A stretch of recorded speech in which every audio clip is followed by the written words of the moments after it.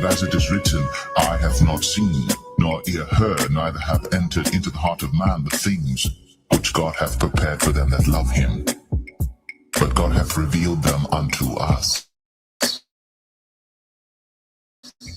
by his Spirit. Psalms chapter 17, verse 15. As for me, I will behold thy face in righteousness. I shall be satisfied when I awake with thy likeness. Shalom Yasharala, peace Israel. Kahalayim La, Alahayanawa, Abanawa, Yahweh, Bahasham Yahushai, Bahasham Rakapadash. All praise to our power, our Father, Yahweh, in the name Yahushai, in the name Holy Spirit. Double honor to our elder apostles and elder bishops, great millstone.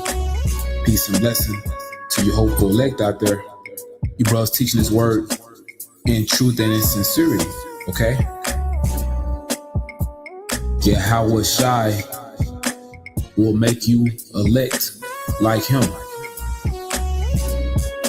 Yahweh Shai will make you hopeful elect out there just like him.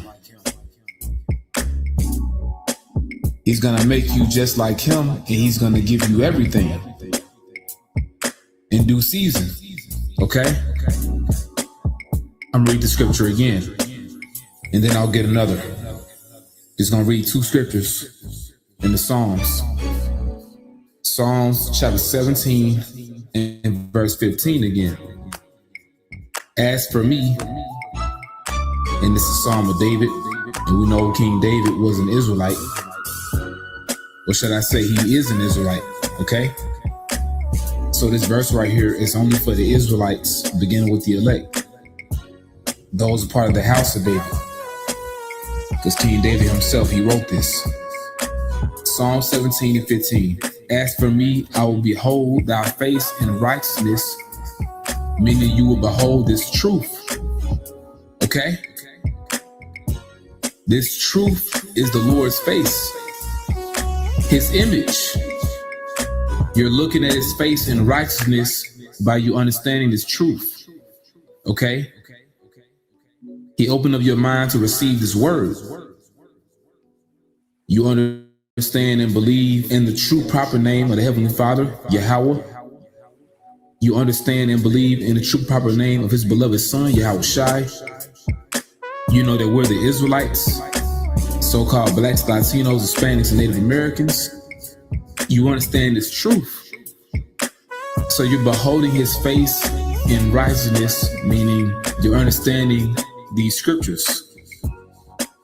I shall be satisfied when I awake with thy likeness, meaning when you're changed. When Yahweh Shai returns to this earth, he's gonna quicken you. He's gonna, when you receive that new body, it's like you're waking up for the first time.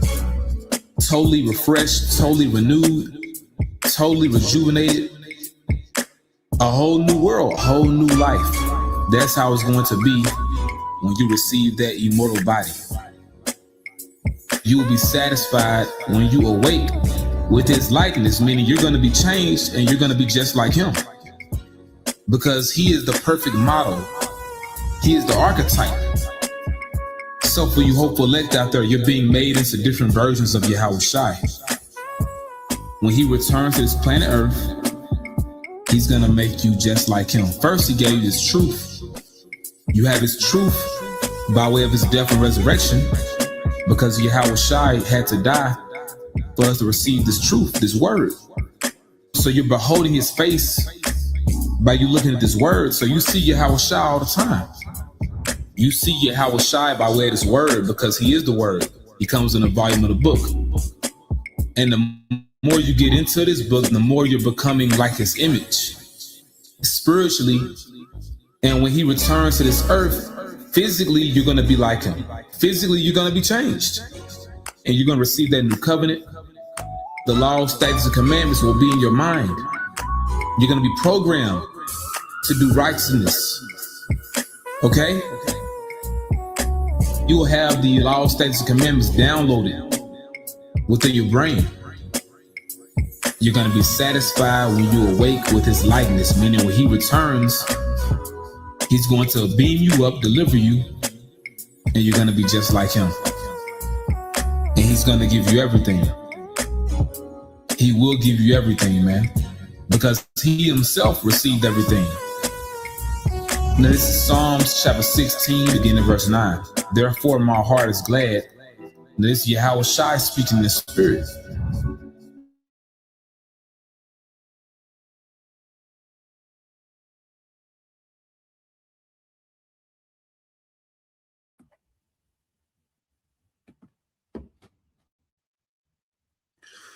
All right, Shalom. First and foremost, I would like to give all praise, honor, and glory unto Yahweh Bahashem, Yahweh Shai Bahashem, Makakwadash, and double honors unto the apostles and the elders of GMS who rule well, teach well, being great examples towards younger brothers, and peace and blessings and salutation to the hopeful lake out there pushing his word and truth and in sincerity across the four winds in the name of Yahweh Bahashem, Yahweh Shai Bahashem, Makakwadash. Pushing to get up out of here. Shalom to the hopeful like the believers and listeners who may have came back to the obedience of the scriptures through faith in Yahweh Bashim Al-Shai. All right. And what I want to get into this morning, news and prophecy, America, all right, and Esau, okay, which we know, America has been, as the scriptures say, the excellency of the Chaldeans, because through this American system, all right, this American economic system, through the American dollar, all right, the petrodollar system, okay, and the American military, which has been a powerhouse, all right, for decades, all right. These elites, have gained global control, because through putting these nations in debt, okay, all right, and then being able to enforce, okay, policy, their economic policy with the military, okay, the elites have been able to use America, all right, to weaken the nations, okay, and to gain dominance, okay, over the world. Now we know, all right, when we go into the concept, of what, people, when they think of America, they think of the people, they think of democracy and this and that. Well, the elites, okay, they don't look at America in that regard. They look at the system that they established in America, okay, that has given them, global power. Okay, when you go into, these certain banking families, man. Okay. And what we're seeing, as the elites are attempting, to establish, a new world order, by, a global reset, which their narrative now, all right, to create, scarcity, all right, is a, energy crisis lockdown, that's been, the talks, okay, of what's going to happen due to, what we see going on with this war, and we're going to deal with it, from multiple aspects, like I say, we always, go into the boots on the ground aspect, and then we go into the political aspect, and then the authority of the matter is the prophecies, because as we go into, all the different information, well, what's the authority over all this information is prophecies, man. Okay, the prophecies establish, okay, the truth of the matter, the prophecies, okay, govern, all this information, that's coming out about this and about that. Well, through prophecy, we know what to throw out, okay, and we know what to expound on, okay. So we're gonna go through a few things. I want to get some precepts first because we have to understand the Lord, is turning this nigga Esau into a caveman right before us, man. As he's getting closer and closer to attempting to pull off his new world order. The Most High, has this man, all right, turning back into a caveman, basic as hell. Okay. Now, when you go into the scriptures, let's go here to the book of Psalms, chapter 37, and verse 35. All right, this Psalms 37.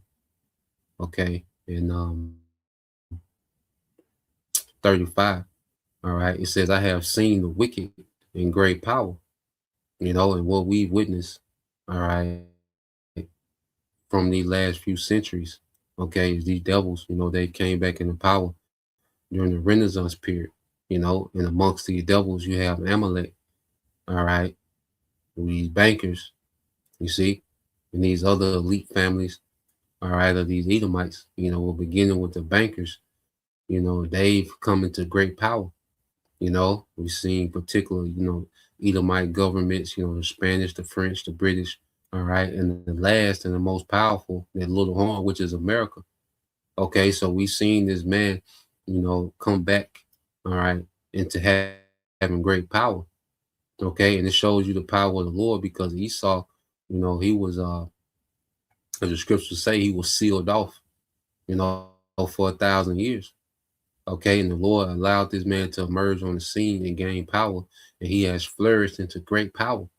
Okay, so when you read this, I have seen the wicked in great power and spreading himself like a green bay tree, man. And these devils, they have infiltrated, the governments of the world, okay, the school curriculums, the religions, okay, agriculture, anything that you can think of, okay, that deals with, the functions of society. These devils have been able to infiltrate, man, okay, and have a foothold, you see. And the pandemic showed, their reach, all right, when you had, a coordinated global lockdown. Okay, it showed you the reach of these devils, how the Lord allowed them to spread themselves, man. Okay. Now, when you keep reading, it says, what? Yet he passed away, and lo, he was not. Yeah, I saw him, but he could not be found. So just as the Lord raised this man up to great power, the Lord is beginning to break this man down.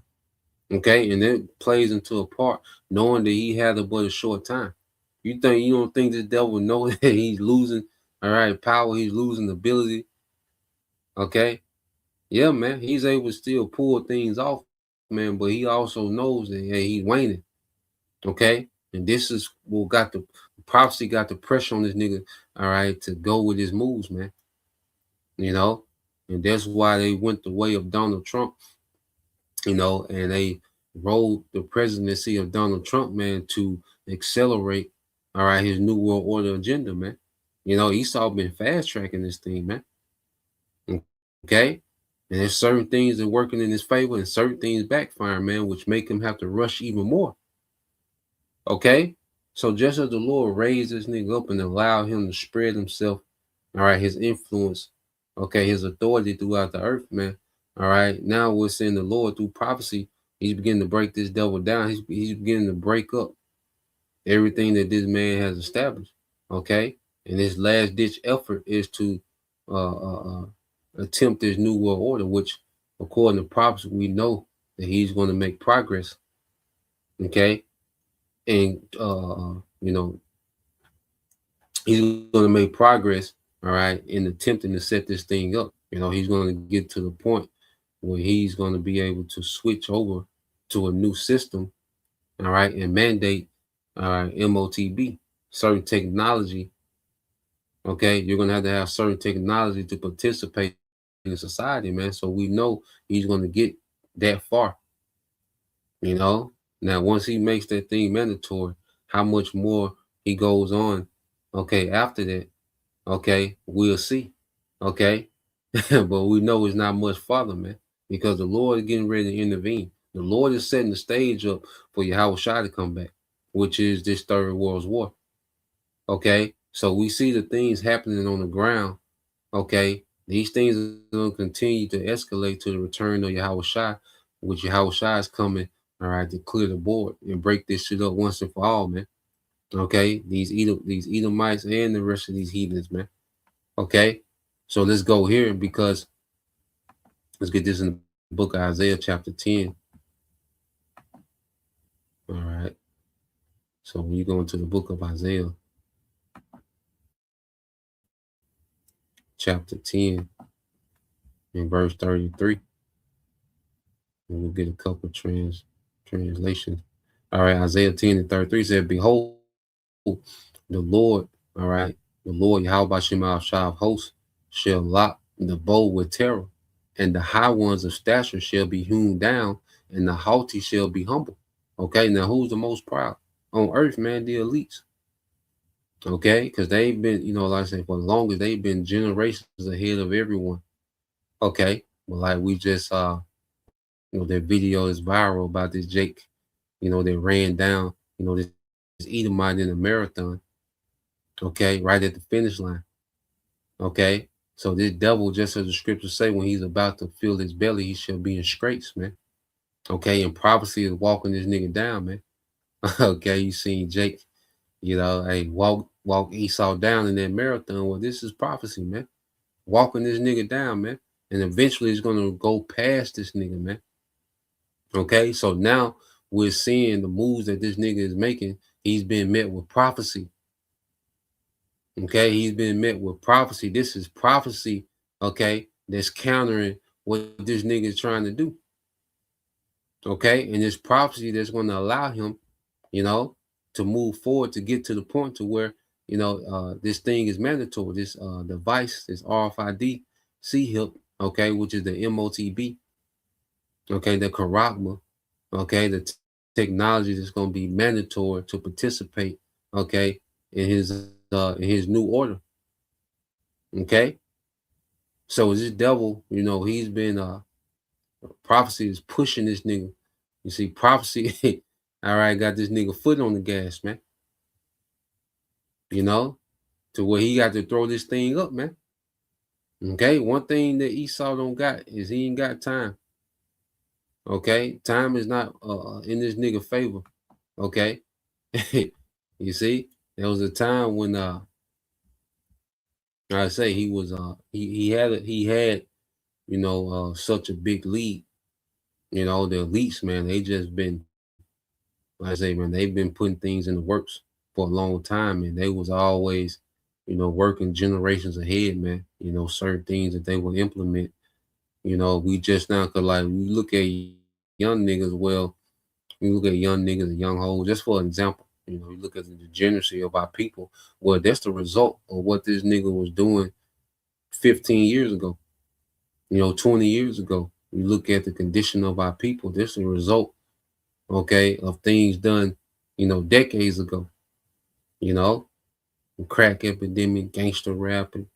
You see, then the poisonous grocery stores, and you see, and you look at our people. Well, this was a result of things done decades ago, man.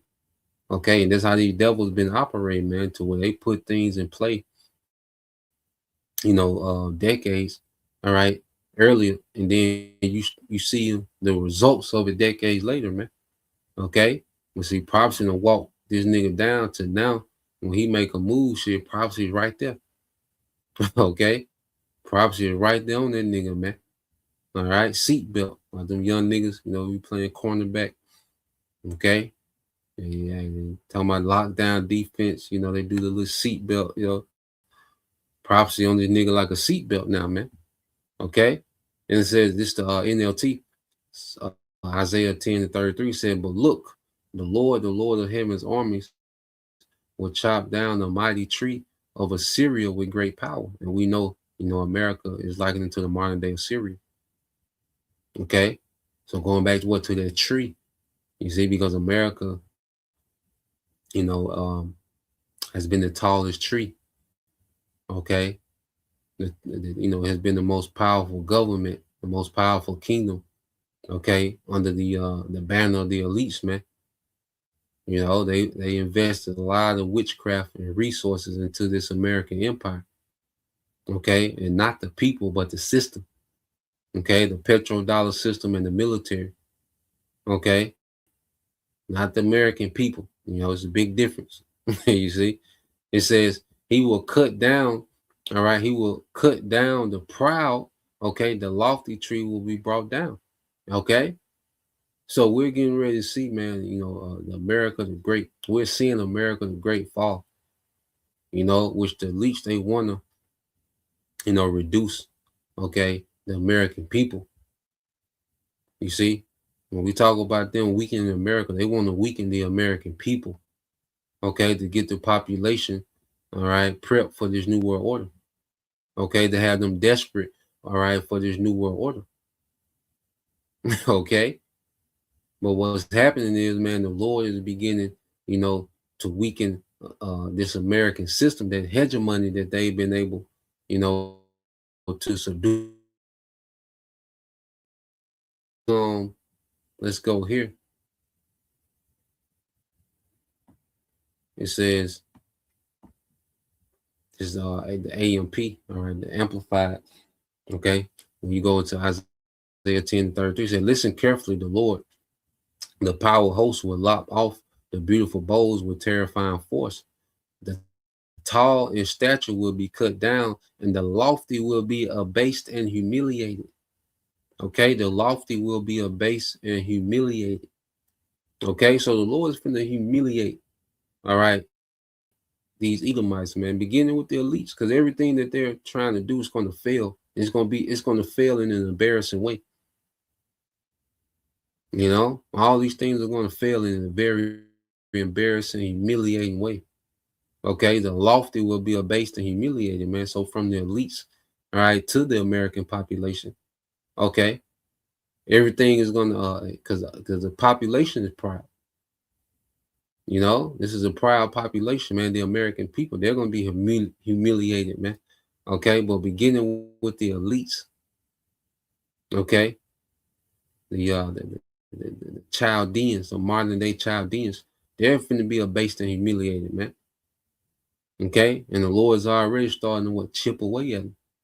Okay, to the point where the devil know he only have but a short time.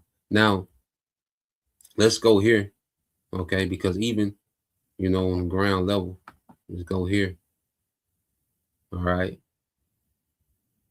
because things are starting to implode. These data centers. Okay, you have data centers being canceled because he doesn't have enough energy. Okay, and that's another part of what we're seeing with these wars, man. This is an actual, they warn about these resources, man. Okay, because this new world order is energy intense. Okay, and this nigga doesn't have unlimited amount of resources. He's finite. Okay, so when you go here, you even have, all right, even college students now, starting to rebel against the AI, because the AI need the people.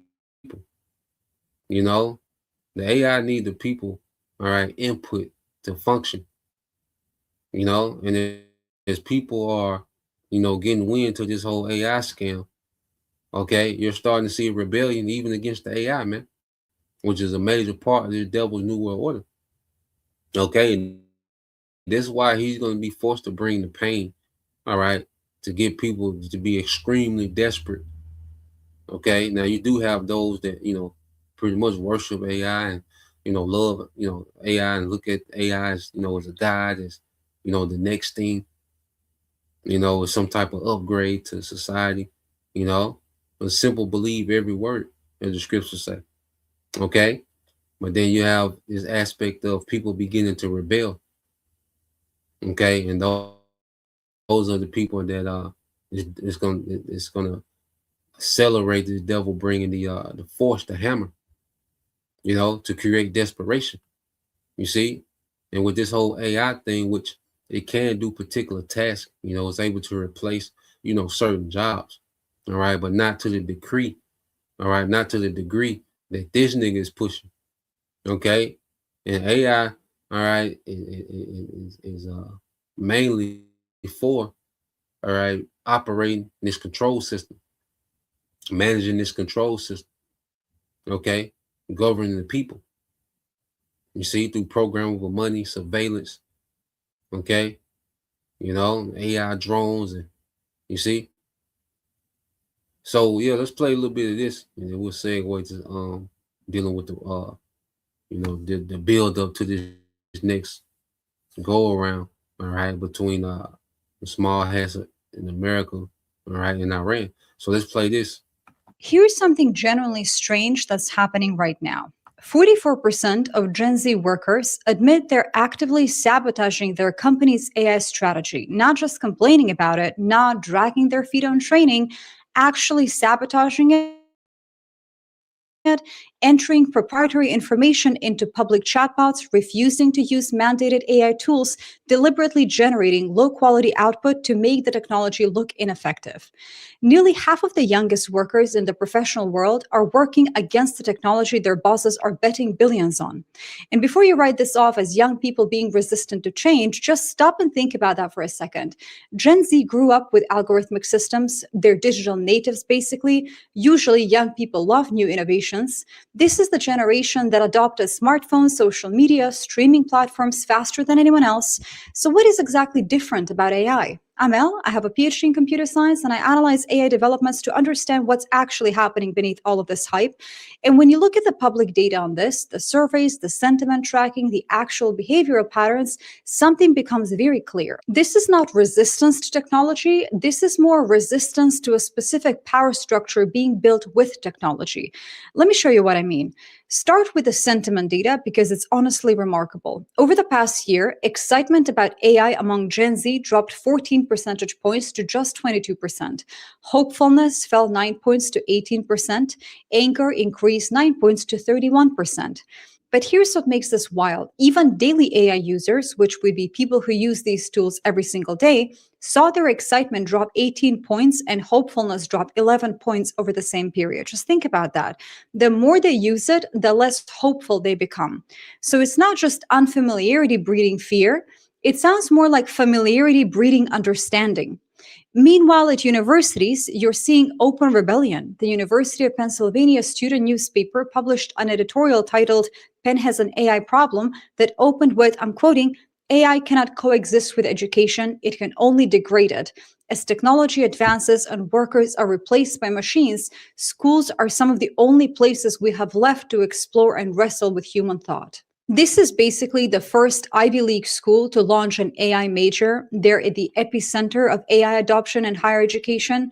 Penn now offers 10 undergraduate programs, 21 graduate programs, and 8 doctoral programs in AI.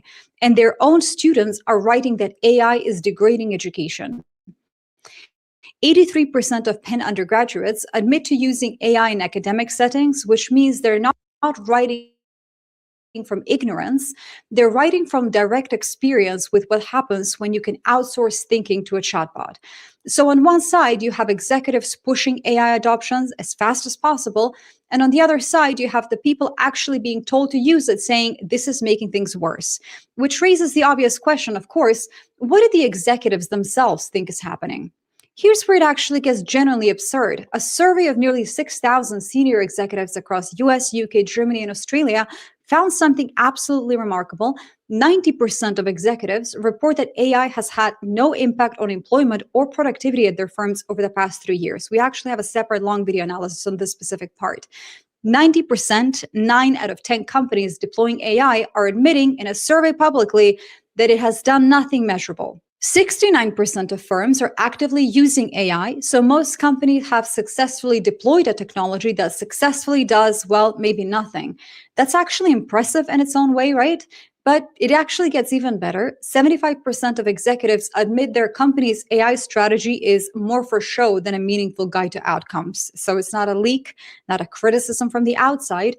Executives admitting it in a survey. 3/4 of them know their AI strategy is performative, and they're continuing to execute the performance strategy anyway. Why? 73% of CEOs report stress or anxiety about their company's AI strategy, and 64% fear losing their jobs if they fail to lead the AI transition. So the logic basically becomes, I'm afraid of getting fired for not deploying AI fast enough, so I'm deploying AI I know doesn't work to protect myself from getting fired for not deploying AI. It's like watching somebody build a parachute while actively jumping out of the plane, right? Like someone building a parachute while jumping out the plane, man. Okay. And see, people are losing, a lot of people that have to deal with this AI, their seeing is limited. All right. Which of course, this double, the average people don't have, the highest level of AI. All right. But it don't matter how AI is limited. So it's only so high it can go. All right. And at the end of the day, all right, it needs human input. All right. And it's to the point that they done sucked up all the data and to the point to where AI is training itself on false data and it's going backwards, man. You know, and the Lord said He would do that, man. Let's get that real quick in Isaiah. What's that? Isaiah 40. You know, now when it comes to this devil, using AI to govern the people, as far as like the surveillance state, and even with Palantir, and this devil using AI weapons, to govern civilians. Okay, where AI is going to be effective in it. Okay, but when it comes to this man pushing AI as if AI is going to reach God status, man, this nigga capping, man.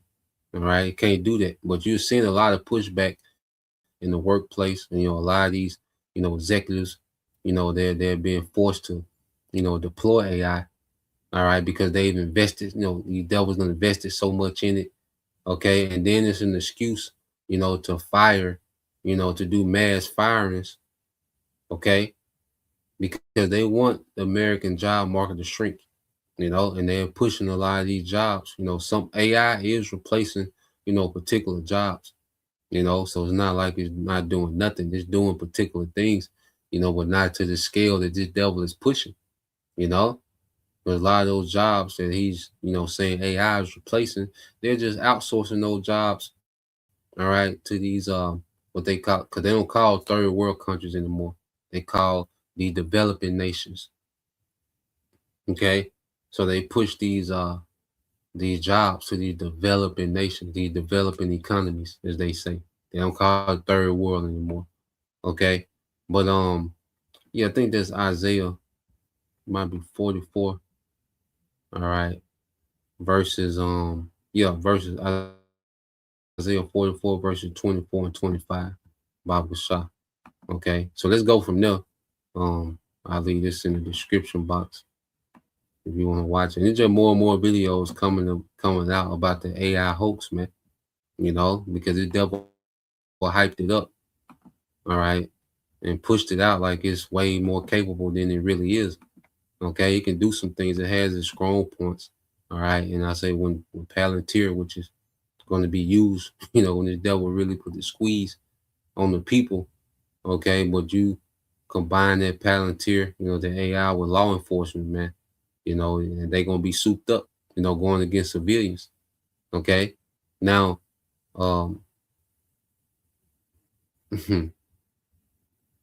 yep, brother. Just get this to brother GMS. All right. Times of Doc, Yara 144. It says, Isaiah 19:3 says, the spirit of Egypt shall fail in the midst thereof, and I will destroy the counsel thereof, and they shall seek, all right, to the idols and to charmers and to them that have familiar spirits and wizards, man. And we know, all right, that this AI, this is another magic trick. Okay. This is a part of the devil's witchcraft. Okay. And it projects, and the devil projects it to have way more power than it does. Okay. As if AI, is going to gain consciousness and take over and, enslave humanity. No, it's this nigga behind the scene that's going to slave. He plans on enslaving people with, all right, the AI as a tool. Okay. But he wants people to look at this AI, as a god. Okay. Well, there's an idol. It's a dumb idol, man. You remove the human factor and AI can do nothing. Okay. And just like a statue of wood and stone, AI can do nothing. Okay. If you remove the human factor, man. This Isaiah 19:14 said, the Lord have mingled a perverse spirit in the midst thereof, and they have caused Egypt to err in every work thereof, as a drunken man staggering his own vomit, man. Okay. So when you look at, America, man, it's like a drunk man that's staggering out the earth, man. Now we know, all right, the elites, they intentionally do particular things to throw people off. But then we have to factor in the prophecy. Okay, the Lord said that the Egypt will be like a drunk man. And you look at how they're moving like a drunk man. They're staggering, man. Everything that they're doing, okay, is starting to backfire against them, man.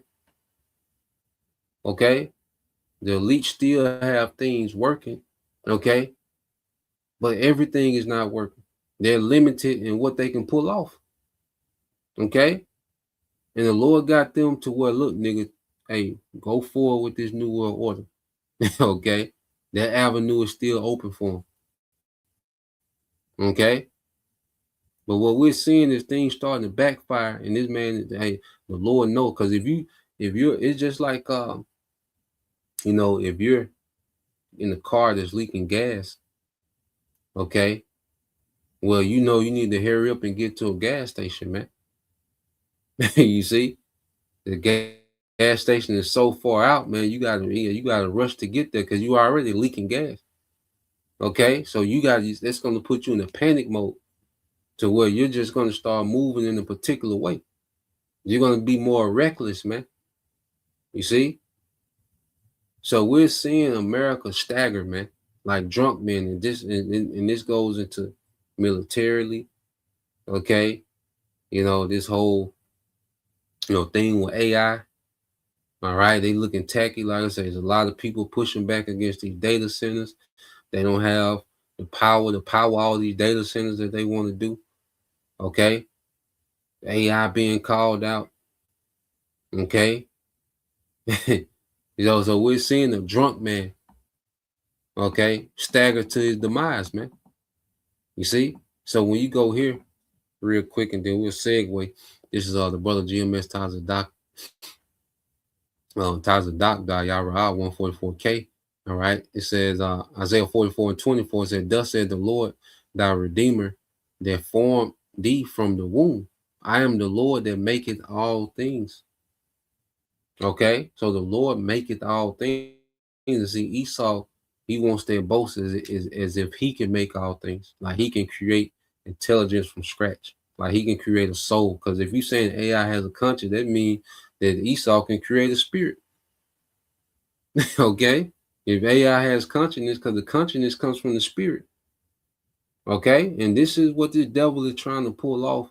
All right, as if he through data and witchcraft can create consciousness in the spirit. Okay, hell no, only the Lord can do these things, man. You see, and what this devil does, he projects himself. He always projects himself to be more powerful than what he is, man. And the Lord has given this man power, but he's limited, man. Okay, and we're seeing the limitations of this nigga power. Okay, it said, thus said the Lord, our Redeemer, and he that formed thee from the womb. I am the Lord that redeemed, maketh all things, that stretcheth forth the heavens alone. Okay, and spread it out abroad the earth by myself. Okay, and this the point. They're frustrated the tokens of the liars. They're frustrated. You understand? These devils get frustrated. These niggas ain't just chilling. These niggas get frustrated. Certain things ain't going like they want. Certain things they still able to move and progress, but certain things ain't going like these devils want, man. Okay, it said because why? The Lord is frustrating them. Prophecy is frustrating them, man. Okay, the Lord ain't giving these niggas. Say these niggas been on the easy path for a long time. Now they're coming into scrapes. With scrapes is to difficulties. Okay, it said they frustrated the tokens of liars, and make it diviners mad. They turneth wise men backward, okay, and make it their knowledge foolish. And this is addressing the elites. Joe Sixpack don't run nothing. Okay, society is becoming dumber. Okay, but Joe Sixpack don't run a goddamn thing. So his decision making ain't that important. We're talking about the elites, their decision making, their wisdom, and their knowledge. Okay, that the Lord allowed them to tap into. Now it's becoming foolish, man. Okay, so let's go here. And I say certain things, of course, this devil, stages, but then you can't, just because he staged, events, that doesn't mean that the Lord not intervening and making this man foolish. Okay, that doesn't mean that this man, all right, that things aren't backfiring on this devil in real time. okay? Because he's able to stage events and, do particular things, okay? It doesn't have anything to do with the Lord intervening, man, okay? So let's go here. A lot of things we see, he stages things and certain things is always deeper than what we see on the surface. Go into that aspect as well. Okay. But we know according to prophecy, man, that the Lord said he was going to frustrate the tokens of diviners, man. Making diviners mad, turning their wisdom backwards, okay, and their knowledge foolish, man. So let's go here. All right, let's go here. Because I say the elites have used, the American economy and the American military, okay, to to enrich themselves, okay, to spread their influence, okay, put these nations in debt, put these nations in submission, okay. You go into mainly these Rothschilds, man, because you go, the creation of the state of Israel, where there was a Rothschild creation, man. That letter that was written, that Balfour Declaration, was written from, the British Parliament member, okay, to a Rothschild, man. Okay, the creation of the state of Israel. You see, the money, the financial system that financed America, those are all Rothschild, man. J.P. Morgan is nothing but another branch of the Rothschild banking cartel. They came to America. You see? So what we're seeing now, all right, is this war machine that dominated the earth. This motherfucker outdated, man. The American military is washed up. Okay? On paper, all right. And that's another thing too. That was another thing, like, because you look at it like, okay, they spend these trillions, but we have to understand a lot of this weaponry that America has is overpriced, because even the military of America, even that's a scam based on, is meant to enrich these defense contractors. Okay. Now they do have, a lot of weapons. They can do a lot of damage. Okay. But American military is really not built, to build wars in this modern era of war. Okay. Because they've been riding off their reputation. All right. They've been riding off their reputation. Also, they, of course, their ability to project power throughout the earth.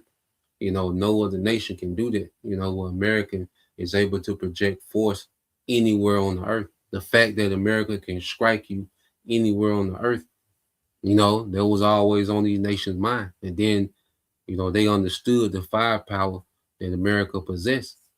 Okay. But American military was, went from being able to win wars to the shock and awe campaign, to where they just come in rapidly, decapitate you, get air superiority in a week.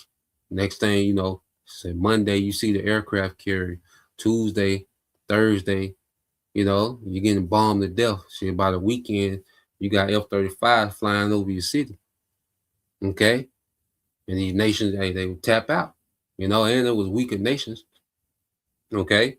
But now what we seeing, these what they call middle class nations and other peer nations to America, man, they've been studying American and how they go to war, and they built their military doctrine just to counter America. And this is what we're seeing playing out. Okay. So the ability of American military to project power, man, we're seeing it's being cut off, man. Okay. That's being cut off, because even this whole thing with the Straits, we're going to get into the Straits. Now, the elites, they're using this narrative like the Straits closed to bring about an energy crisis. Okay. But we're going to get into what's really happening, man. You see, because what's happening on the ground, okay, is going to surpass the schemes of the elites, man, because what's happening on the ground is going to escalate to the return of Yahushua. Okay. And these nations really bang it out, man. Okay. So let's play this. That's literally what we're dealing with here. The U.S. military is, on paper, the most powerful military in the world, right? But it's stretched out all over the world. And it's got numerous commitments everywhere. And there's only so many resources that it can bring to bear in any particular situation at any time. And it's fought too many conflicts and had a military industrial complex that is simply outdated. It is a dinosaur. Has not kept up with the times. It's bloated. It's practically monopolistic. There was 2 pieces out by the New York Times in the last week or so. The first one, well, actually, it's the second one, but the first one, the New York Times, by the editorial board, the U.S. military was losing its edge after Iran. Everyone knows it. This is a huge admission by the preeminent paper of record in the United States, right? That the U.S. spends $1 trillion or more a year on its military. And that it's not fit to task, that its military industrial complex is not fit to task, that it has not evolved with rapidly changing military technology, drones, AIs, that it is too monopolistic and unadaptive and just incapable of manufacturing and production to scale. A huge admission. And then they had another piece out, the New York Times. Russia is building tomorrow's war machine. Now, why is Russia? Because of prophecy. Why is Russia building tomorrow's war machine? Okay, why is Russia, more advanced than America? Why does Iran even have capabilities that America don't got? Because of prophecy. Okay, see, people just hear, they spend $1 trillion, $800 billion. Okay, they got a lot of shit, but remember, a lot of this shit overpriced. And just because you spend the most, that doesn't mean that you have, the best technology. Okay, and then if you have, this technology, okay, how does it perform, okay, when you're fighting someone with capability that you haven't fought before? Okay, how does it perform when you're fighting somebody with capabilities that you never fought before? You see, it's all about performance. See, everything before a war is speculative. Okay, when the actual war begins, then you really see what you got. Okay, in America, all this, spending this money, which a lot of these, these defense contractors enriching themselves. Okay, more than that was the main thing, was the defense contractors enriching themselves, and they look good on paper, So it's like, as a nation, you see, okay, nigga, this is $1 trillion military on the way,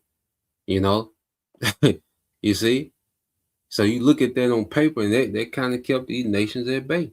And then I say, America has a lot of destructive power, and there was a time when aircraft carriers could have free range and just go and pull up everywhere because they didn't have the missile technology, to sink an aircraft carrier. An aircraft carrier with their destroyer strike team, man, it's almost, because it's a moving target, plus it had crazy defense. Okay, even when you go into when these early on, when the small hats and Iran was just doing, little minor strikes back and forth, a lot of the missile defense came from aircraft carriers parked off the Mediterranean that was helping deflect, those incoming missiles from Iran. Okay, so you had, fleets. You had 11 different fleets of these.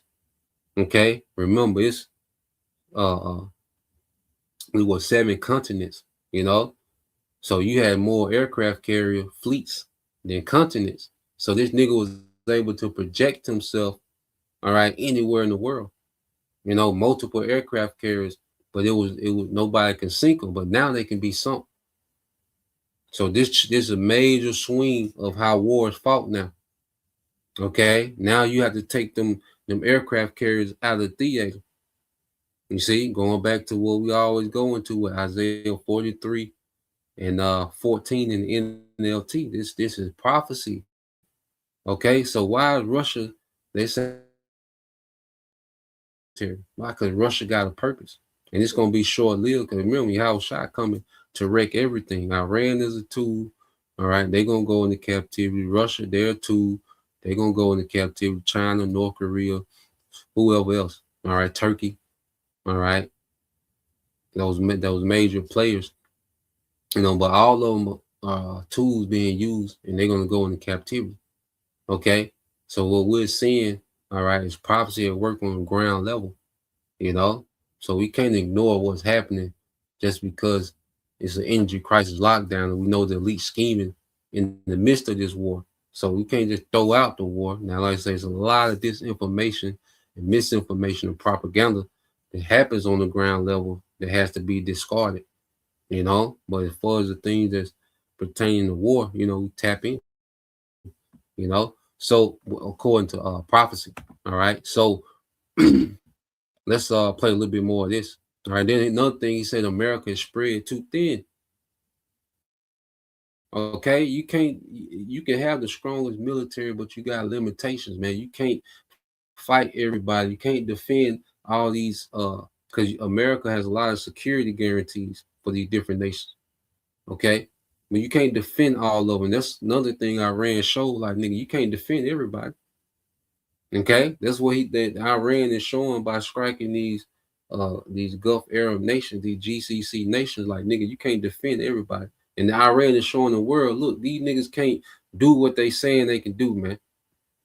Okay, and that's making these nations reconsider. Which, according to prophecy, man, these nations are going to betray America and turn this bitch to a desert.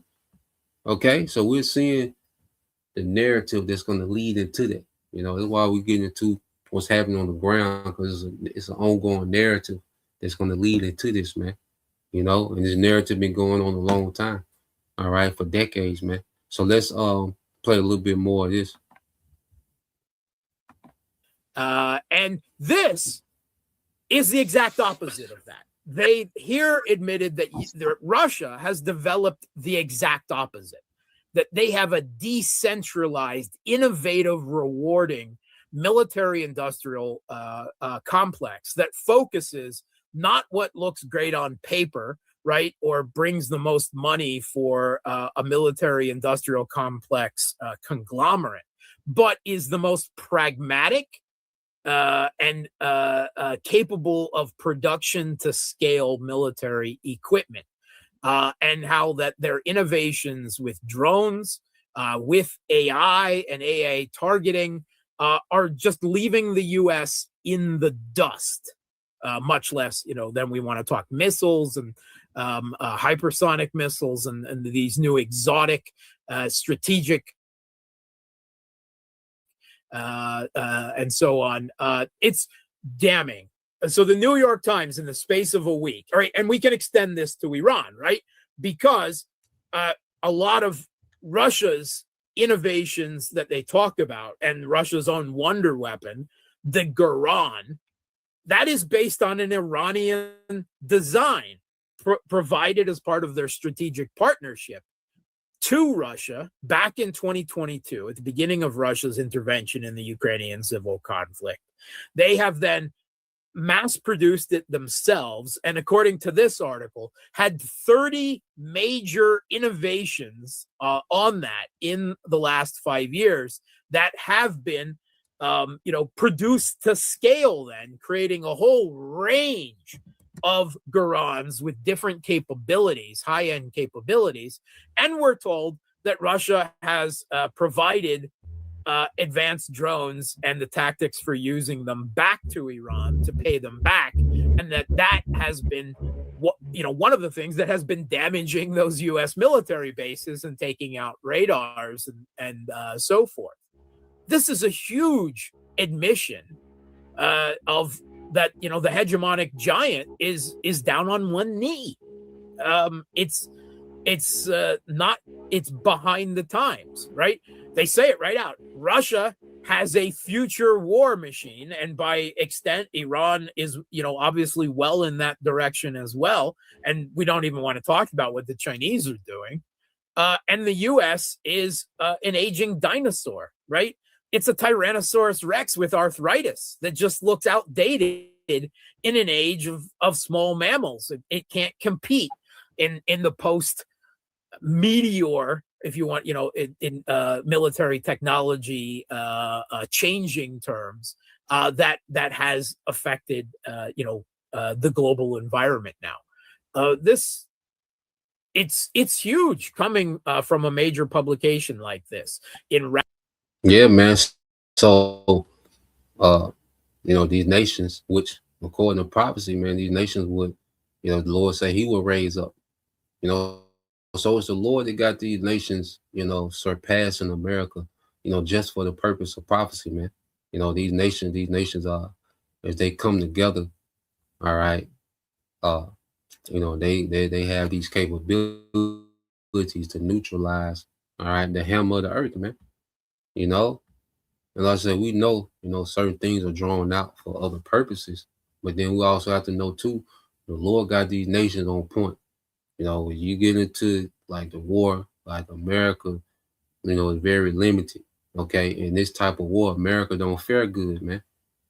Okay. Because a lot of things that used to, be America's strength, all right, have been neutralized, all right, through this new technology that these nations are introducing to the warfield, man. Okay. So let's go.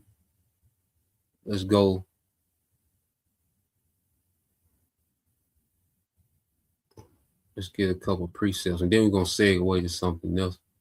All right, let's get a couple precepts. I'm gonna put this one in the comment too. The brothers want to tap into it. But that guy there, he's pretty good. He's a realist. He don't have no horse in the race. He very non-biased. This guy, Mark Slobodka. Let's go here. Let me paste that. But let's get a couple precepts, and then we're gonna segue into some more. Like now we do boots on the ground. Let's go here. All right. Yeah, and we always get it. Let's get this in since we here. You see. And if Iran is doing this, Russia and China. And that's why it only gets worse for America. It only gets worse. Okay. It's Isaiah 43 and 14. And it says, this is what the Lord says. This is NLT, Isaiah 43 and 14. This is what the Lord says, your Redeemer, the Holy One of Israel, for your sakes, the sakes of the elect. I will send an army against Babylon.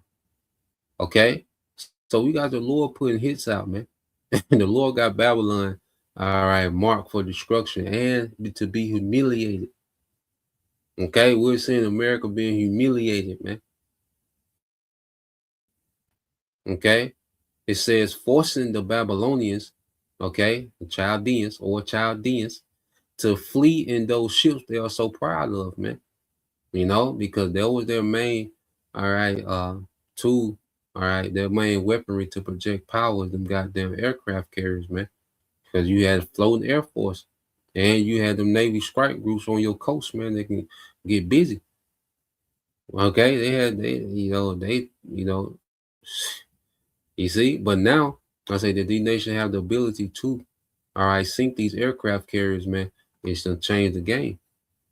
Okay, and when America can't get air superiority, which means that they can fly over wherever they want, okay, with impunity, which means that they can do what they want over your airspace, and they can just drop bomb, carpet bomb you, When America don't establish their air superiority, man, it's hard for them to do, how they usually do, man. Which is shocking. Okay. So let's go here as well. Let's get this in Jeremiah. You know, that's why I just stick. When you go into the prophecy and then you see what's happening, like, oh, the Lord said this will happen, man. All right. This is Isaiah 49 and just get to the point.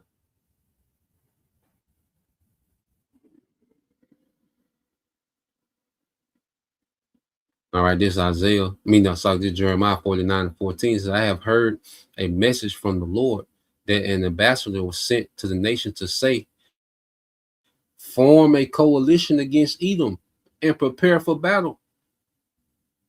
Okay? Form a coalition against Edom and prepare for battle, man. So this is the Lord doing. Okay? And whatever the elite's doing, they're just causing this prophecy to come to pass. What these nations are forming this coalition. You see? It said, the Lord says to Edom, I will cut you down to size among the nations. You will be despised by all, man.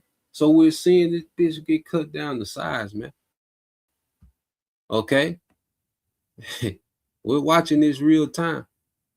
You see, because like I say, the ceasefire is broken. When Babylon, these small hats, you know, think they to a point to where, you know, they're going to try this again, man. Okay? It's going to be worse. You know? It's going to be worse, man. You see, it says, verse Jeremiah 49:16 says, you have been deceived by the fear you inspire in others. You know, because like we said, for the longest, all it took was an aircraft carrier to pull up. A lot of times they ain't had to do no fight. You see, that's the fear that the American military had, man. So where these aircraft carriers would just pull up. You know, and these nations would submit to these, you know, to certain deals. Okay, these what they call gunboat diplomacy. You see, so they've been, you know, for the longest they had fear, you know, in the earth, man. The American, all right, the petrodollar, them sanctions, and then and they goddamn hammer, their military, man, it struck fear. You see, and they've been riding that wave, man. You know, because one thing about pride, it creates complacency. Okay, and now we've seen, okay, why America's been complacent because of the fear, you know, that they've had for so long, that they've inspired others for so long. Well, now we're seeing that these nations have closed the gap. Okay, these nations been in the lab in the off season, man.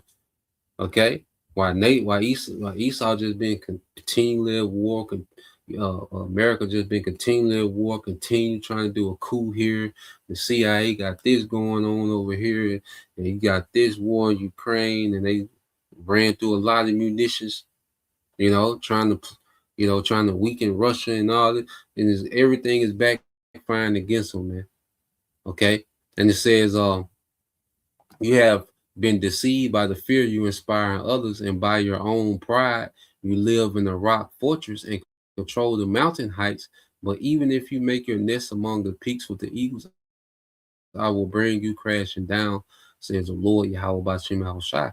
You know, and these devils, like I say, for the longest, they controlled the airs, man. The American military dominated the airs.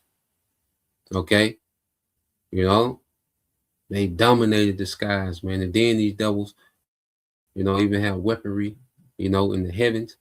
Okay, then those satellites, which gave them, you know, intel, okay, on where to hit, and that's how they was able to disarm nations quickly. Like when America, their Air Force go in there because they got their intel from the satellites, they know exactly where to hit. You know, like I said, they had disarmed Iraq in Desert Storm in 3 days, man. You know, because they knew where everything was at, man. Them satellites. But see, with Iran is different because they underground. Okay, they don't know what nothing there. We finna get into that. You see, but this plays into that wild boar. We're gonna touch on it. You see, but no matter how, you know, this devil, like I say, he has weapons in the space. You know, even them B-2 bombers, man, they go so high. You know, they hard to detect because they so goddamn high. Them B-2 bombers and the B-52s, the B-2 bombers, man. Okay, all right, but and we gonna come when Russia get involved. They say Russia got some air defense that they go touch a satellite. We'll see. Hey, I'm waiting to see that when Russia really come in. You see, when they say Russia got some air defense, they can go touch a satellite. Okay, so the B-52, hey, we'll see, man. All right, but yeah, let's go to this. My boy, every now and then we gotta go holler at my guy Scott, man. Let's go listen to my guy Scott. Yeah, let's go here. So let's play this.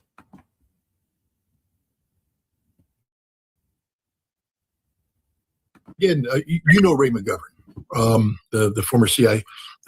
When it comes to parsing all things Russian and extracting the right meaning from it, Ray's number one.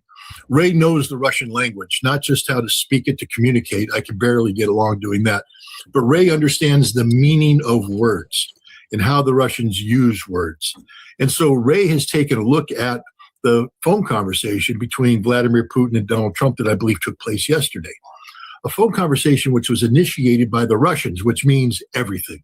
If people don't understand that, that means that the Russians have decided that it's necessary for their leader to intervene in a situation that's quickly devolving.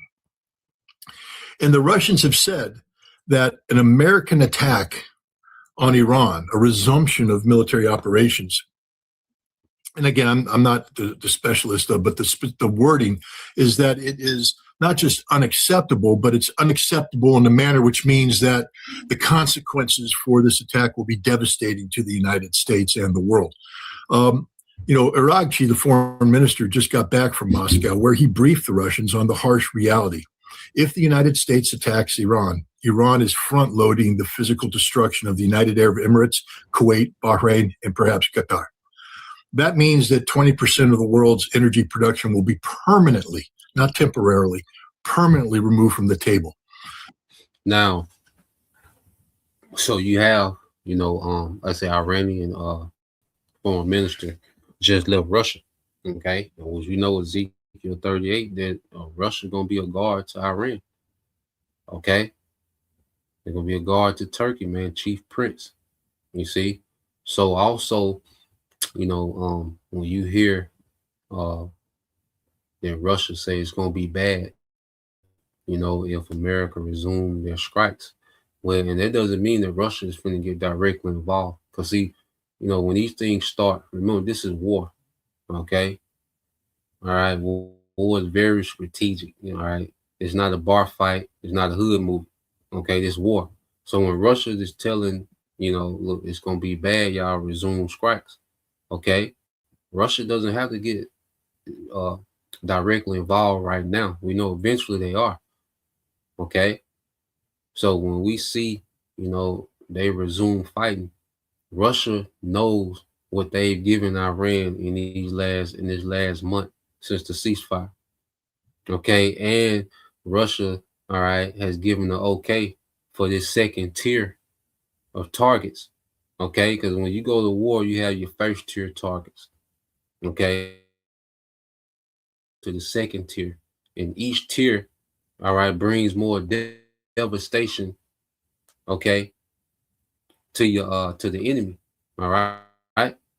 So this second tier targets, okay, is going to be on another level than the first tier targets we seen, and Russia done signed off on it because that's what you think they was talking about, okay. So Russia is giving them weaponry, intel, just like China is giving weaponry and intel. And Russia like, look, y'all got to do what y'all got to do. They resume back the second tier targets.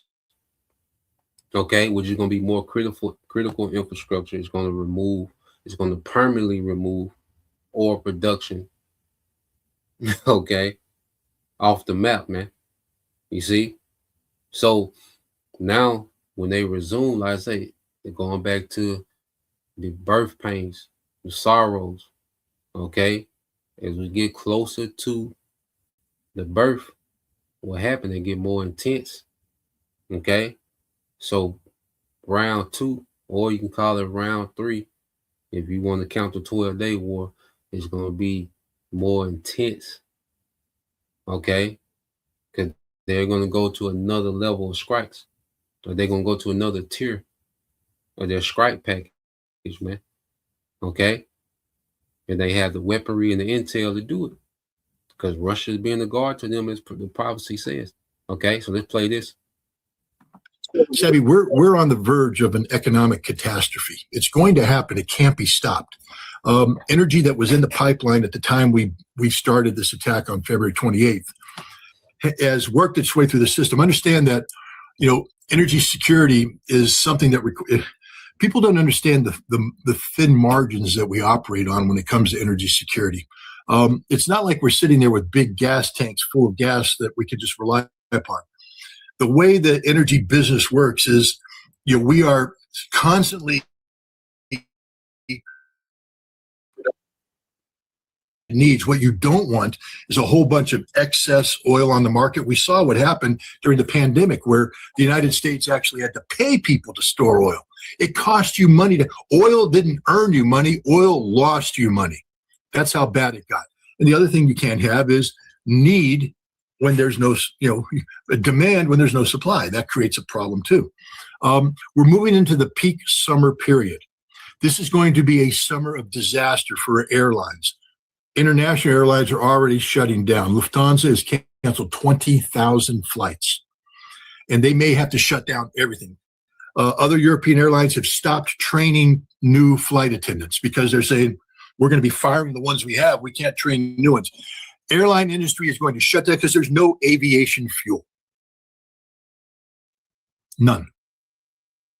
Zero. It's gone. And it's not like, well, let's just pay a little bit more. We're already paying a premium. I bought a ticket to go someplace, and I paid a price, and then I had to pay an additional price, the fuel levy that had to be put on because of the rise in the cost of fuel. Okay, it's one thing to pay more, but no amount of money gives you something that doesn't exist. And jet fuel is ceasing to exist. In the United States, we're going to run into huge problems too in terms of costs. People think they're flying somewhere this summer. No, you're not unless you're a millionaire. There's no money. We just got rid of Spirit Airlines, so there's no discount airlines out there anymore. This is the reality. The fuel that entered, or the oil that entered the pipeline on February 28th is all gone. No oil has entered the pipeline since then. Kuwait, one of the largest oil producers in the world, you know how much oil they shipped in the month of April? Zero. One of the largest suppliers of oil in the world shipped zero oil. Saudi Arabia's had to divert to Yanbu, but they're not, for a while they were going to zero. Now they've gotten up, they're getting a certain percentage out there, but it's not the percentage that exists. United Arab Emirates can't ship anything except a little bit out of the one port that's open. Bahrain shipping nothing. Iraq's having a hard time getting oil to market. You know who's not paying a price? Iran. So that's what we talked about earlier. So you got certain nations that can't ship nothing. Okay, these GCC nations. So that means that the people that they're shipping to is not getting nothing. Now the elites, this plays in their favor because they can, push an energy crisis lockdown. Okay, but wait a minute, it's not affecting everybody. Okay, it's not affecting everybody. He's gonna get into it. Okay, because they pushing that the straits are closed. They're not closed. They're controlled by Iran. Now the elites can manipulate that still and run with a narrative and shut down the whole global economy. Okay, but when you go into the reality, it's not closed. Okay, he's finna get into it. You see, but the elites they can manipulate this and close the whole global economy. Okay, crash the dollar, which is going to crash everything. Okay, and introduce the CBDC, make the MOTB mandatory, which even the build up to the collapse, things are you're gonna have inflation, hyperinflation, shortages, so you're gonna have crisis panic, food shortages, okay, famine, okay, which is all prophecy. These things got to happen, okay? At the same time, okay, this conflict and the things, even if they're not fighting, the pieces are being put in place for when they do start back fighting. Okay, so even if they're not fighting, there's things being put in place so when they do start back fighting, they're gonna pick up where they left off and they're just gonna keep escalating. Okay, so this whole they pushing the West, the strait's closed, the straight. We finna, man, fella, let's let him speak on it. You know all that crap out there about Iran? They don't have any place to store their oil, and they're going to run out, and it's a disaster. We're so smart with our blockade because we are. The people who write that know nothing about Iran. First of all, the Iranians have lived in the age of sanctions for 47 years. All right, so they know how to work their oil production. This isn't the first time they've had to ratchet it down, and they know about oil maintenance wells, et cetera. But the other thing is we totally miscalculate on two things. One is storage. You have people saying they're going to run out of storage in 6 weeks. And then they have to come back and go, well, we think it's 12 to 22. Now, if you have a margin there of 12 to 22, it means you don't know what you're talking about. That's a big margin, 12 to 22 weeks. I'm telling you right now, there's going to be a global economic crisis in about 4 to 6 weeks. So no matter what, Iran already is in the driver's seat because while they're still able to store oil that they're producing, according to even these pro-Israeli think tanks, we are looking at global economic collapse because of the lack of oil. The other thing is the vast majority of Iran's oil production is consumed domestically. And so it's not like they have to ship their oil. They just consume it domestically. Third, you know what the biggest oil market in the world is today, right now? One of the biggest. Between Iran and Pakistan over the border. The Pakistanis are throwing trucks into Iran, grabbing oil and bringing it back, and they're paying through the eye for this. But that's how Pakistan has to survive here. Iran is shipping a whole bunch of oil, a ton of oil. I mean, there is no problem here. Iran is raising money. All this stuff about Iran doesn't have any money, no cash reserves. Iran's raking in money as we speak. So all the calculations that Trump's making about Iran breaking is just lies, straight up lies. It's not even close to being factually correct. We have no functioning blockade right now. No functioning blockade. We get 1 or 2 ships here and there. We have 16 ships. I've taken a cruise in that area of the world. I'm here to tell you right now, that's a lot of water. A lot of water. And 16 ships couldn't even handle a fraction of the space that needs to be policed, let alone get close to the shore where these other tankers are leaking through. So this insane man is being badly briefed by stupid people who are. Yeah, so, just to sum it up, Iran still getting plenty of money right now. Okay? They moving oil still through the Strait. They moving oil over land to Pakistan. Okay? And they got railroads. They go from Iran to China. Okay? Which we're got another video to go into that. Okay? So when they saying push, the Strait closed. They do this thing that's open, it's closed, it's open, it's closed. It was never closed. Iran controlled it. All right, and everything that's moving through it, either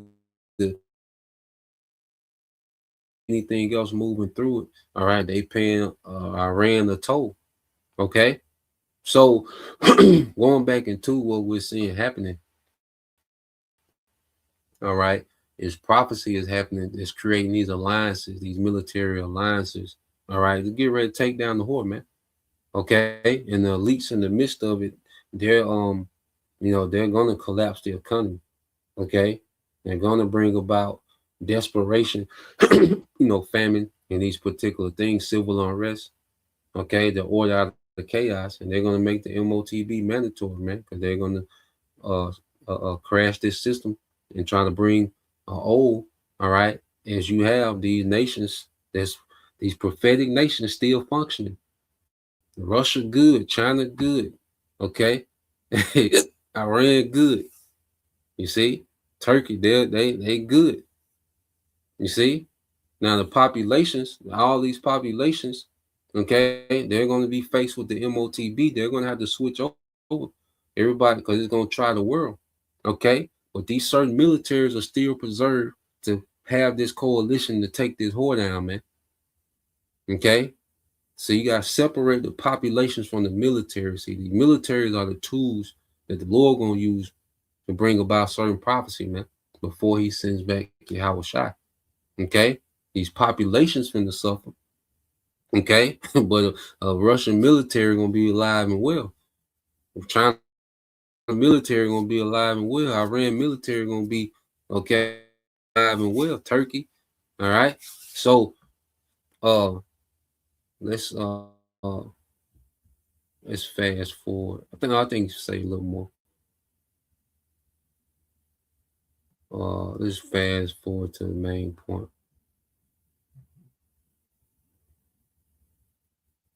He's speaking about, because they've done a war assessment, damage assessment, what's been done to Iran, and what Iran has done, in the region against America. Okay, and the small hats, man. And that's the thing too.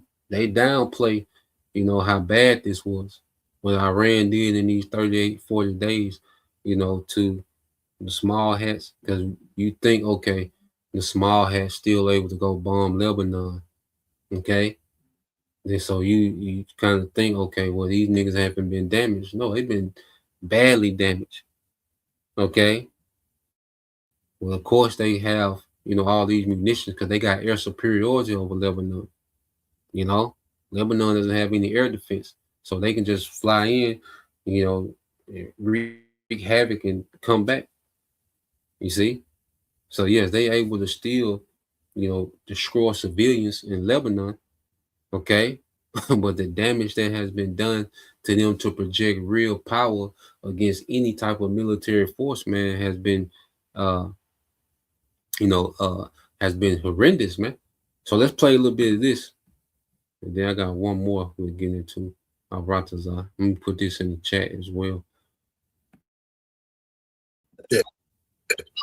He guaranteed that the world recognizes that outside of nuclear weapons, the United States has no meaningful military power. We should have known that when we couldn't defeat the Houthi. Remember them? The people who shut down the Bab el-Mandeb Strait, the ones who made one of our aircraft carriers maneuver emergency, so it threw an F-18 overboard in panic. Yeah, them. We can't defeat them, didn't defeat them. And we want to go and defeat Iran, which is like orders of magnitude better. And then we want to take on the Russians, which are in the Chinese. We are literally, we're like the Boy Scouts thinking we can play in the NFL. We can't. So, Scott, you're saying that when Donald Trump makes these statements, when he's saying, oh, we're going to blow the hell out of them or whatever, that we don't even have the weapon capability to do that. Is that what you're also saying? We have weapons that go boom. But, that's not how you want. I mean, it has to go boom in the right place. We don't know where the Iranian stuff is. If we did, we would have bombed it. We spent 40 days bombing Iran. And at the end of the day, remember how we were said, we've shut down Iranian ballistic missile production. Well, since this ceasefire has been in place, Iran has totally replaced their high-end missiles by building new missiles. Why? Because they took the production capacity that was above ground and put it below ground, and we don't know where it is. And if we do know where it is, we don't know how to get to it. So they're producing new missiles, new launchers. And they have missiles we haven't touched. They have drones we haven't touched. We don't know where they are. We don't know what they're doing. We don't know how they're doing it. Maybe in this pause, we refine some intelligence collection capability to come up. But if you think for a second that the Iranians are playing the static game, oh, well, we did a good job. Everybody stand down, stay in the same place you are, don't move, so the Americans can take photographs and find out where you are so they can blow you up. You think they're playing that game? These are people who spent the last 20 years looking at how America fights a war. I can guarantee you they have shuffled the deck and reshuffled the deck and reshuffled the deck, and they are 5 steps ahead of us. We didn't destroy anything. We killed some people, but we didn't impact we sank some ships, but it's not the victory the president wants to make it out to be.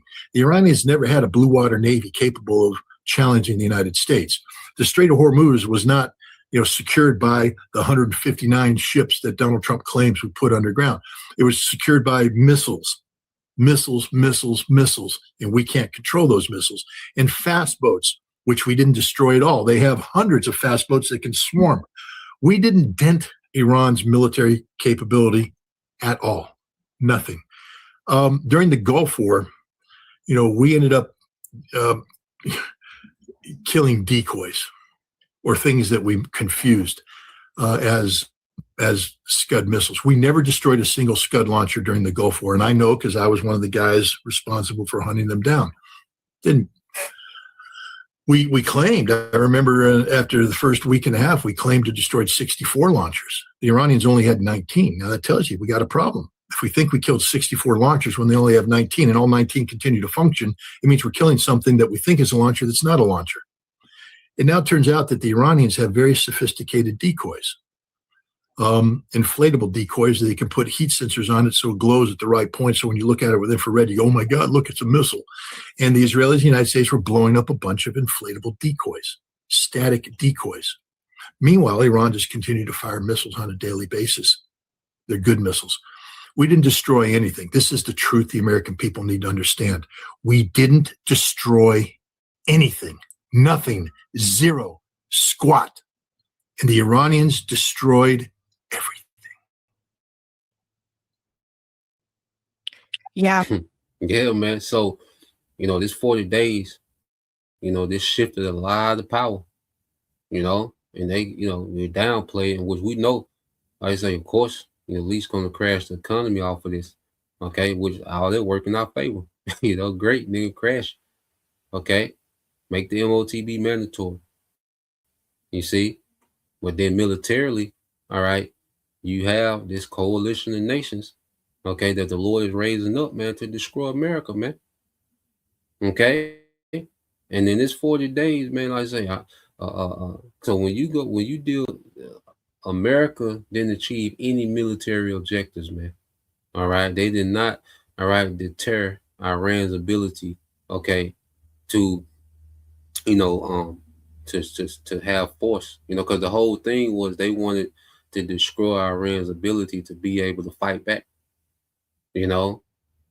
but Iran is more capable than ever. And this ceasefire plays in the favor of Iran because they just gonna get more scrapped down, okay? And they got manufacturing. That's another thing.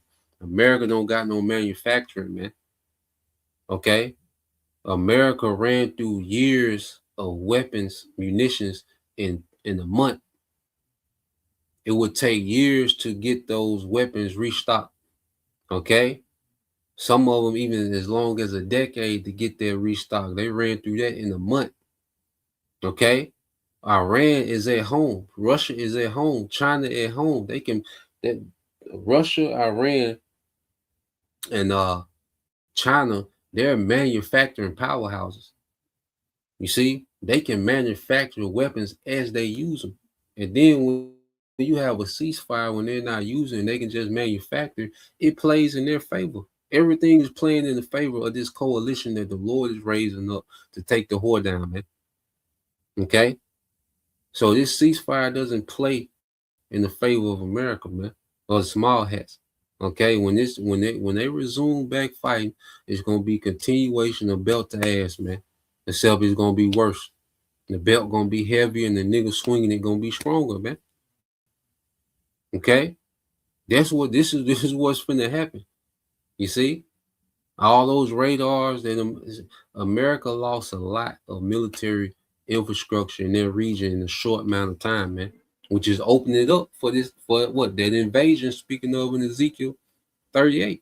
Okay, now let's go from there.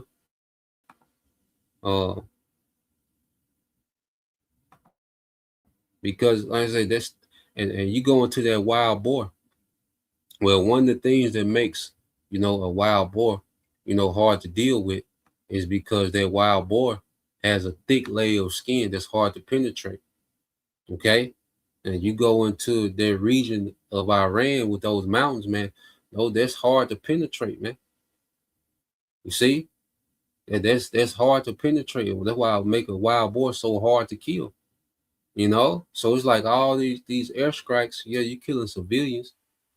You see, you're blowing up buildings. Okay, but you're not destroying the military. The military is still preserved. Okay, the capability still exists. Okay, because you could destroy all the buildings in Iran, but if they still have that military capability, then we still at square one. You ain't did nothing. Okay, so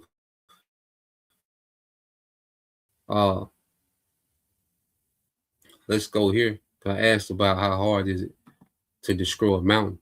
All right, it says destroying a mountain is extremely difficult, requiring gigatons of energy to destroy mountains.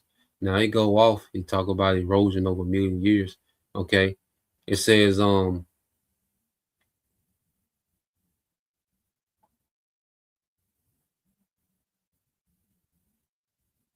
right. It said it would take decades. You know, when they do mountaintop removal mining, it said it take decades. You know, they can flatten, you know, certain tops of mountains. It takes decades, over decades, using explosives. For a large mountain, it will require hundreds of high-yield nuclear weapons to destroy a mountain. It would take, and remember, their weapons are in these mountains and under these mountains, man.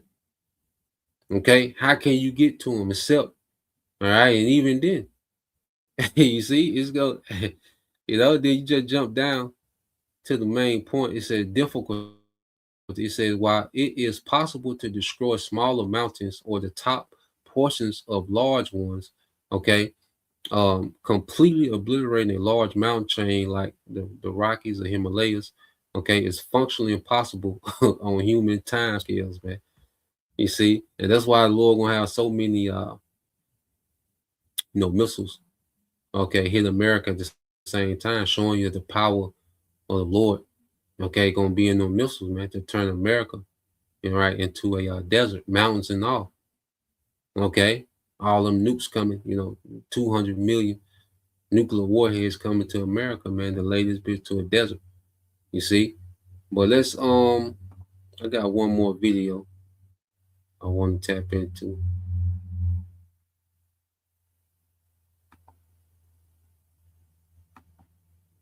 And this was from months ago, and it makes more sense now. They're looking at it. All right. Let me see. I think this video is from, let me see how many months ago. From 10 months ago. So let's play this real quick. So this from 10 months ago.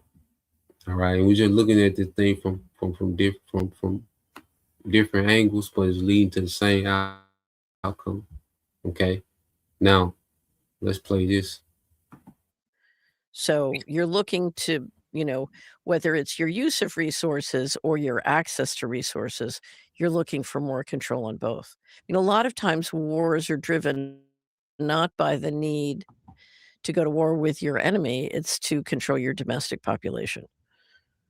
So you create a foreign boogeyman, you attack them, and then that gives you an excuse to lock down your domestic population or draft them all into the army. See that? So that's a factor as well, and this is a perfect time, to bring about crisis events to the domestic population. Okay, because one thing you have to understand, at least are at war with you American people. You see, you American citizens and your rights, okay, have become an obstacle to this new world order. Okay, and they're gonna break that obstacle, okay, through crisis, man. So this is a perfect opportunity for them, to manipulate, okay, this current war to bring hell on the American population, man. All right, to get them to submit, okay, to the new world order agenda. You see? So let's play a little bit more of this. Right. So but if you look at what the dollar if you look at the Anglo-American alliance and you look at what our plan was to build a unipolar model. So when the Soviet Union went down, essentially the Americans said, we're now going to lead a unipolar model and we're going to be the world hegemon. And that was when I left the establishment. I said, this plan will fail. I want no part of it. Big mistake. Big mistake. Now she left in 1990. She was dealing with the HUD, but she was dealing with those central bankers, within the White House. She had a federal job, a federal position, but she left in the 90s, when she started to see, that they tanked, all right, the USSR. They broke that up, the elites, pretty much tanked their economy, and broke up the USSR, all right. And she said when she started seeing these things, she said, this ain't gonna work.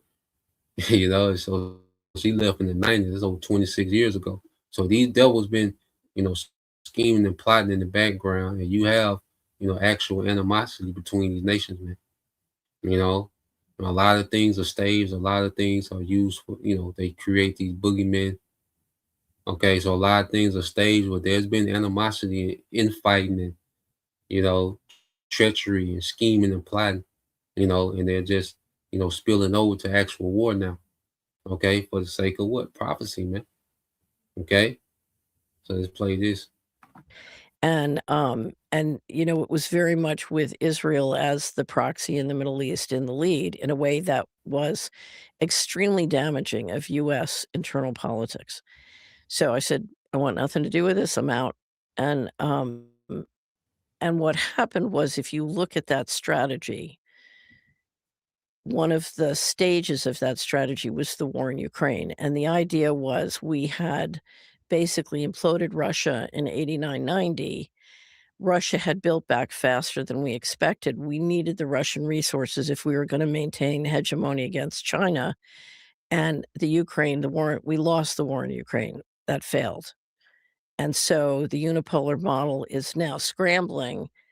What are we going to do? And one of the other stages was to assert control in the Middle East. If you lose the Ukraine, then you can't afford for Iran, China, Russia to trade oil and build energy capacity outside of the sanction system. This was 10 months ago. Okay, this was 10 months ago now. All right, let's play it again. Let's go back a little bit. It was very much with Israel as the proxy in the Middle East in the lead in a way that was extremely damaging of U.S. internal politics. So I said, I want nothing to do with this. I'm out. And what happened was, if you look at that strategy, one of the stages of that strategy was the war in Ukraine. And the idea was we had basically imploded Russia in 89, 90. Russia had built back faster than we expected. We needed the Russian resources if we were going to maintain hegemony against China. And the Ukraine, we lost the war in Ukraine. That failed. And so the unipolar model is now scrambling. One of the other stages was to assert control in the Middle East. If you lose the Ukraine, then you can't afford for Iran, China, Russia to trade oil and build energy capacity outside of the sanction system. And that's exactly what's happening right now. That's exactly what's happening. Russia, Iran, and China trading oil outside of, all right, the petrodollar. Okay, outside, because the America have sanctioned so many people that they create a sanctioned economy. Okay, certain things are backfiring, man. You see. And then she said, that Russia was able to build back, after they collapsed faster than expected. Well, why was they able to build back faster than expected? Because they have a role to play in prophecy. Okay, we can go into the details of this happened, that happened, this happened, that happened. But ultimately, summing up, they got a role to play in prophecy, man. That's why they was able to bounce back. The Lord said He's gonna put hooks in their jaws. Okay, which means he's in full control of Russia. Okay, because they have a purpose and prophecy, man. You see? So let's play this. So if you know, the war in Iran has nothing to do with nuclear energy other than, we don't want them to have internal capacity to get energy from nuclear. We don't want them to have nuclear plants. The big threat is that they have built the train tracks physically with the new railroad line and other things they're doing. They've built the train tracks physically and financially to escape the dollar system. And with China, Russia, and Iran outside the dollar system in a big way, it really threatens the dollar system. And that's what the current attack, the current squabble is all about. So, See it?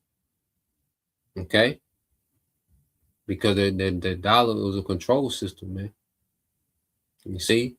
And you have, in the West America, you can tell, they wanted, to go into this new world order system, okay, for all the leverage, man, which is control over as much energy as possible. Okay, and that petrodollar gave them control. Now, the plan was always to tank the dollar and tank this whole economy, man. Okay, you see, that was always the play. You see, there's many ways that they could have done it. Okay, but this attempt to, gain control over more energy, man, has backfired and put them into, this war. All right, that's eventually gonna turn this place to a desert. Okay, so the least they still, going to do their thing, with the global reset and getting to a point to where they make the MOTB mandatory, man.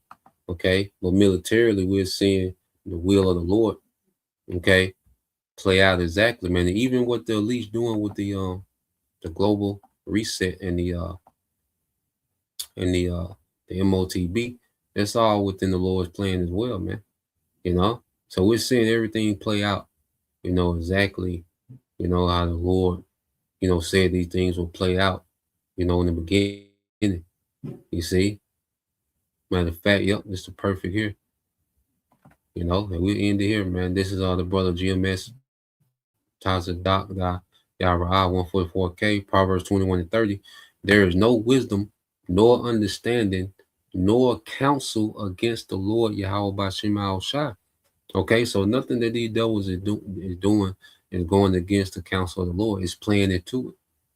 Okay, every move they try to make, they just create this coalition of armies that's going to come against the whore.